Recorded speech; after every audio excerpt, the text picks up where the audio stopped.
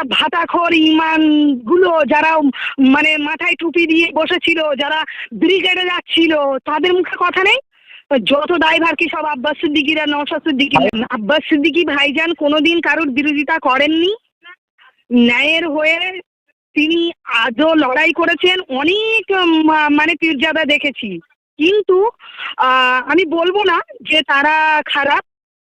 শুধু আমি একটা কথা বলবো যে নওশাদ সিদ্দিকী আর আব্বাস সিদ্দিকীর দিকে সমস্ত মানুষ আঙুল তোলে, এবং এখন দেখছি পীরজাদারাও তুলছে, অনেক পীরজাদারাও তুলছে।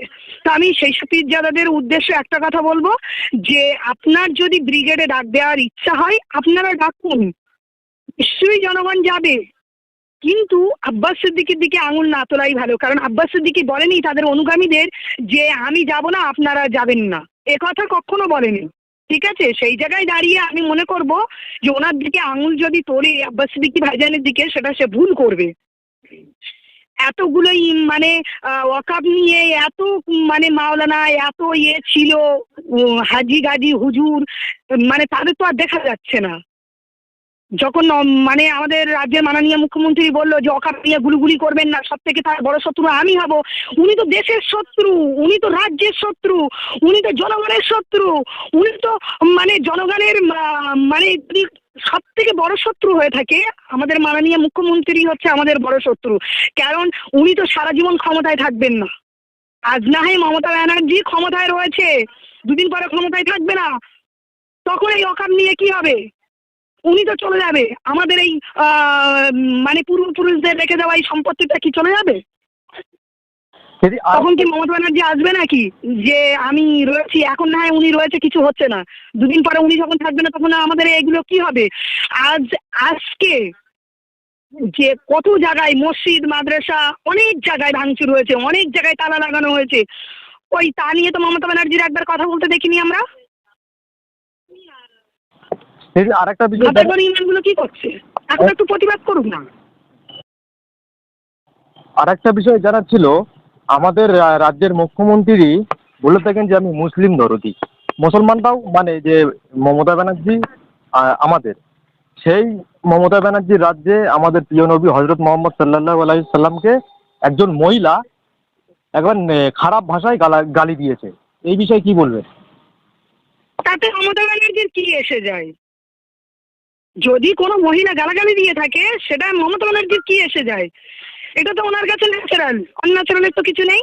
কারণ উনি তো মানে মুসলিম দরদি। কিসের জন্য দরদি? মুসলিম দরদি। মমতা ব্যানার্জির ভোট নেওয়ার জন্য মুসলিম দরদি। কারণ আমি বলবো আমাদের যেসব মুসলিমরা আছে এরাই হচ্ছে সব থেকে বেশি বদমাস। এই মুসলিমদের ভোট নিয়ে ক্ষমতায় থাকবে, আর রোজার সময় এসে ঘোমটা দিয়ে যেখানে সেখানকে ইফতার মাহফিল শুরু করবে, আর এদিকে মানে নবীর নামে গালাগালি দেবে। আর মমতা ব্যানার্জি কি বলবে? ওটা আমাদের মুসলিম জাতির জন্যই লজ্জা যে আজকে একজন মহিলা নবীন নামে গালাগালি দিয়ে যাচ্ছে। তাহলে আমরা মুসলিম হয়ে কি করলাম? মমতার তো জায়গায় তুলে দিলাম, মমতাকে একটা চেয়ার দিয়ে দিলাম আমরা ভোট দিয়ে, তাই সে কি প্রতিবাদ করলো? এটা আমাদের বোঝা দরকার না? জনগণের বোঝা দরকার না যে যাকে আমরা চেয়ারে বসালাম সে কি প্রতিবাদ করছে আমাদের হয়ে? ভোটের সময় আসলে টেনশন করো না, আমি আছি, এই তো ভোটটা নেওয়ার জন্য। প্রয়োজনে প্রিয়জন, মুসলিমরা হলো প্রয়োজনে মমতা ব্যানার্জির কাছে প্রিয়জন আমি মনে করি। তা আমি মনে করব এই যে মুসলমানরা আছে এরা তো মুসলমান নয়, মুসলমান, বুঝলেন? যদি মুসলমান না হতো তাহলে এই নবীর নামে এত বাজে বাজে কথা বলছে। তারপরে মানে এই যে ওয়াকাব বিল, আমাদের ওয়াকাব বিল গেছে, জ্বালাটা আমাদের করছে, মমতা ব্যানার্জির নয়। তাই আমি বলবো জ্বালাটা আমাদের। তাই আমরা কোথায় গুলুগুলি করব, কোথায় মানে আমরা ওয়াকাব নিয়ে আন্দোলন করব, সেটা এখন তো আমাদের ব্যক্তিগত ব্যাপার, এটা মমতা ব্যানার্জির ব্যক্তিগত ব্যাপার নয়। ওনার যদি অসুবিধা হয় উনি চলে যাক দিল্লিতে, উনি ওখানে দিল্লিতে চলে যাক, যতদিন আমাদের এই রাজ্যে আন্দোলন হবে ততদিন ওই মানে দিল্লিতে গিয়ে থাকুক। এই কারণে থাকুক, যখন ওয়াকাব বিল বাতিল হয়েছিল তখন মমতা ব্যানার্জি কোথায় ছিল? মমতা ব্যানার্জির সাংসদরা কোথায় ছিল? কজন কথা বলেছিল পার্লামেন্টে? কেউ কথা বলেনি, ওই রকম বলেছিল। মানে সেই কথাই বলে না, ধর কাছি ধরে আছি, সেই রকম একটা ব্যাপার যে কিছু বলতেই তো হবে। ওরকম বলেছিল।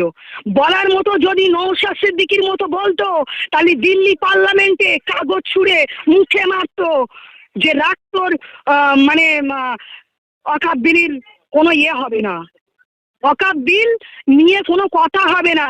আর ওয়াকফ বিল যতদিন না এই বাতিল হবে, যতদিন না বাতিল হবে ততদিন না আমাদের এই আন্দোলন চলবে। এই আন্দোলনে এত হারে এই আন্দোলন চলবে, মানে মমতা ব্যানার্জি ভাবতে পারবে না। ওই যে বললো না গুলুগুলির কিছু দেখেনি এখনো মমতা ব্যানার্জি, দেখবে 26-এ গুলুগুলি কাকে বলে। রাজ্যের যদি কোনো অপদার্থ, কোনো রাজ্যের যদি মুখ্যমন্ত্রী থাকে, সেটা আমাদের রাজ্যের মাননীয় মুখ্যমন্ত্রী আছে, একদম অপদার্থ। আজকে দেখেন না আপনারা, চাকরি প্রার্থী মানে যারা চাকরি হারিয়েছে, চাকরি প্রার্থী তারা আজকে কোথায় বলুন তো? বিকাশ ভবনে, দেখেছেন? আমি মনে করব শিক্ষা নিয়োগ নিয়ে যেমন মানে তদন্ত করা হয়েছে, আমি মনে করব প্রশাসনগুলোকে ওই রকম ভাবে একটু তদন্ত করা ইমিডিয়েটলি দরকার, ইমিডিয়েটলি দরকার। কেন বলছি ইমিডিয়েটলি দরকার? কোনো শিক্ষার্থীর কাছে শিক্ষা নিয়ে সে কিন্তু এই প্রশাসনের ইউনিফর্মটা গায়ে পড়েছিল কোনো না কোনো শিক্ষার্থীর কাছ থেকে। আজকে শিক্ষার্থীর মানে কি বলবো, মাথায় বাড়ি মেরে সেলাই দিয়েছে, পা ভেঙে দিয়েছে, মহিলা শিক্ষার্থীদের গুলো তাদেরকে জামা কাপড় ছিঁড়ে দিয়েছে, টেনে হিঁচড়ে। কি সারা জাতির লজ্জা! কারণ আমি মনে করব যে আজকে শিক্ষা জাতির মেরুদণ্ডী, আর সেই মেরুদণ্ডীতে লাথি মারছে। কি লজ্জা করছে না? আমি ধিক্কার জানাই আমাদের রাজ্যের মাননীয় মুখ্যমন্ত্রীকে।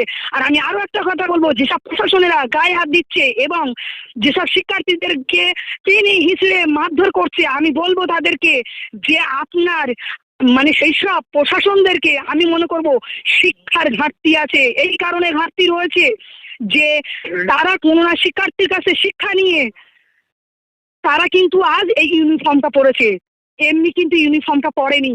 শিক্ষা জাতির মেরুদণ্ডী, সেই মেরুদণ্ডীতে কি করে লাথি মারছে, এটা অনেক মানে আমাদেরকে অনেক ডিপ্রেশন ভাবায়, অনেক ভাবায় যে কেন এইটা হচ্ছে। আমি মনে করব যে অন্তত প্রশাসনরা সত্যি কি এরা মানে যোগ্য মানে যোগ্য পড়াশোনা করে যোগ্যভাবে চাকরি পেয়েছে? আমার তো মনে হয় না। এরাও কোনো না কোনোভাবে ঘুষ দিয়ে চাকরি করেছে। এগুলো তদন্ত হওয়া ইমিডিয়েটলি দরকার। শিক্ষা নিয়ে যেমন তদন্ত হচ্ছে, হোক না প্রশাসনদের ইউনিফর্ম নিয়ে ওরকম তদন্ত করা হোক। আমার মনে হয় ওখানে অনেক ওরকম অযোগ্য প্রশাসন বেরোবে। আর যেরকম মনে করো পার্থ আজকে শিক্ষামন্ত্রী ছিলেন, তিনি কিন্তু টাকার বিনিময়ে চাকরি বিক্রি করেছিল। আর যারা চাকরি নিয়েছিল, যারা নিজের যোগ্যতায় চাকরি অর্জন করেছিল, আজ পুরো প্যাটেলটাই বাদ হয়ে গেল। তাই অযোগ্যদের জন্য আর যোগ্যরাও সাজা পেল। তাই রাজ্যের মাননীয় মুখ্যমন্ত্রী যখন সুপ্রিম কোর্ট থেকে বলেছিল যে যোগ্য অযোগ্য আলাদা করুক, সেই জায়গায় রাজ্যের মাননীয় মুখ্যমন্ত্রী কি করছিল? কেন ইনভেস্টিগেশন করেনি? কেন তখন যোগ্য অযোগ্য আলাদা করেনি? আর অযোগ্যদের জন্য কেন যোগ্যরা সাজা পাবে? সেই জায়গায় দাঁড়িয়ে আমি মনে করব এগুলো কেন ইনভেস্টিগেশন হয়নি তখন? তাহলে ডাল মে কুচ কালা হ্যাঁ, ডাল মে কুচ কালা হ্যাঁ। তাহলে আজকে যে শিক্ষকদের গায়ে হাত তুলছে, সেই জায়গায় দাঁড়িয়ে প্রশাসনদেরকে ইনভেস্টিগেশন করা হোক। তারা কি সত্যি আদৌ যোগ্যতা অর্জন করে তাদের নিজেদের কোয়ালিফিকেশন তৈরি করে কি তারা চাকরি পেয়েছিল? আমার তো আদৌ মনে হয় না যে সব প্রশাসন নিজের যোগ্যতা অর্জন করে চাকরি পেয়েছে এবং ইউনিফর্ম পরেছে। ওই ইউনিফর্মের মধ্যে দেখবেন বহু অযোগ্যরাও কিন্তু ইউনিফর্ম পরেছে। কারণ যদি অযোগ্য না হতো, যদি আমি মনে করছি যে সেই জায়গাটায় যদি আমার মনে হয় কোয়ালিফিকেশন থাকতো, যদি অ্যাবিলিটি থাকতো, তাহলে ওই শিক্ষার্থীদের গায়ে যতই ওপরের চাপ থাকুক, কোনোদিন আমি মনে করি গায়ে হাত দিতে পারতো না, কোনোদিন পারতো না। কিন্তু সেই জায়গায় আমার মনে হয় প্রচুর অযোগ্য আছে, যোগ্যদের ক্ষেত্রে অযোগ্য আছে। ওই অযোগ্যরাই কিন্তু আজকের এই শিক্ষা জাতির মেরুদণ্ডী, তাদেরকে লাথি মারছে। ছি, লজ্জা, সারা জাতির লজ্জা। আর এই মমতা ব্যানার্জির সরকার যতদিন 2011 সালে যখন সরকারে এসছে, তারপরে থেকে পড়াশোনা বলে কি জিনিস, শিক্ষা বলে কি জিনিস, উনি চাইছে শিক্ষা নিয়ে নেব, ভিক্ষা ধরিয়ে দেব। আজ স্কুল বন্ধ। হ্যাঁ, আমাদের মমতা ব্যানার্জি মা মাটির সরকার বলে না, যারা বলে না যে মা মাটির সরকার, মা মাটির সরকারের একটুখানি বলি মা মাটির সরকারের কি কাজ। মা মাটির সরকার কি করেছেন জানেন? ওই মা মাটির সরকার এটা করেছে, দুয়ারে মদের প্রকল্প দিয়েছে, মদের প্রকল্প। আজকে মানে বহু স্কুল বন্ধ হয়ে গেছে, অথচ প্রত্যেকটা জায়গায় মদের লাইসেন্স দিয়ে অ্যাভেলেবেল করে দেওয়া হয়েছে। কেন দেওয়া হয়েছে? অন্য রাজ্যে দেখো মদ নিষিদ্ধ, আর আমাদের রাজ্যে মদের দুয়ার খুলে দিয়েছে। আমাদের মানে দুয়ারে দুয়ারে মদের প্রকল্প খুলে দিয়েছে। কেন আমাদের রাজ্যে এত মদ কেন বিক্রি হবে?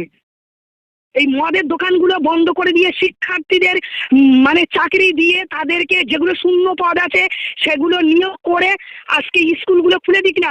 স্কুলের চেয়ারগুলো আজকে ধুলো, সেখানে যে শিক্ষক নেই, ছাড় দেওয়ার কেউ নেই। কেন?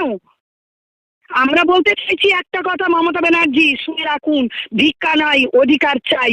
আর আগামী দিনে 26-এ আপনাকে এই রাজ্যের জনগণ যোগ্য জবাব দিয়ে দেবে, শুধু সময়ের অপেক্ষা। বামপন্থী 34 বছর ঘুরতে ঘুরতে সেও কিন্তু চলে গেছে, আর আপনাকেও একদিন যেতে হবে। আর এই জনগণ আপনাকে যেমন তুলেছিল 14 তলায়, ঠিক টেনে হেসে ওরকম নামিয়েও আনবে। যে হারে শিক্ষার্থীদের উপরে অত্যাচার হয়েছে, এর যোগ্য জবাব জনগণ দেবে 26-এ। তার জন্য মমতা ব্যানার্জি প্রস্তুত থাকুক।